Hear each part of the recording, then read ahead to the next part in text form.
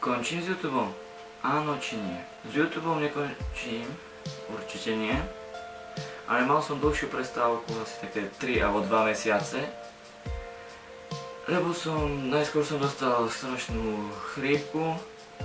Potom sme mali veľa písomok v školách, strašne veľa písomok. No a naraz kamaráti mi zistili môj YouTube kanál. A hneď to musím dať všetkým vedieť. Keď mi kamarát povedal, že si založil YouTube kanál, nikomu som to nevravil, iba keby mi povedal, že to mám povedať. Nikomu to nepovedal. Ale on zase urobil chybu, že to povedal všetkým a on sa čuduje, že to všetci vedia. No a ten môj YouTube kanál, čo mám, som dlho rozmýšľal, že či si založím, či nie. Zistili môj kanál, hneď na druhý deň mi vraveli v škole, super kanál, ale podporovali ma 4 moji kamaráti.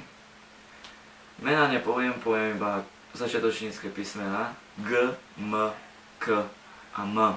No a z tých kamarátov je aj tiež môj kamarát, ktorý si založil ten YouTube kanál, volá sa Marko. Určite ho chodite podporiť, dajte mu odber. A viem, že moje videá boli trošku trápnejšie, to som aj povedal svojim kamarátom, ale kamaráti ma podporili a že neboli trápne, tak ktoré ich nebavili.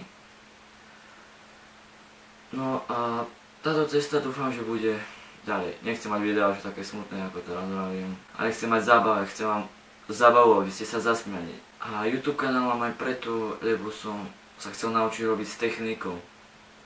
Chcel som sa naučiť strihať video, upravovať obrázky.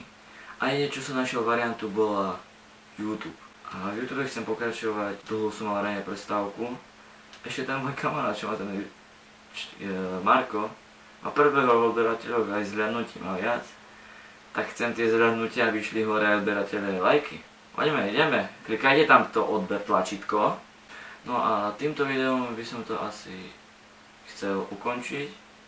A chcem mať taký príklad, za svojím snom si choďte.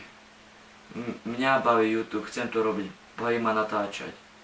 Mama napríklad aj pred kamerou mám trochu trému, ale teraz nemám. Neviem prečo, ale to čo už. A tak určite budem sa s mojim kamarátom predbiehať o odberateľa, určite tam klikajte ten odber, neštvíte ma. Klikajte, poďme, ideme, lajky, všetko. Určite dajte aj komentár a vidíme sa v ďalších zábavných videách. Čau.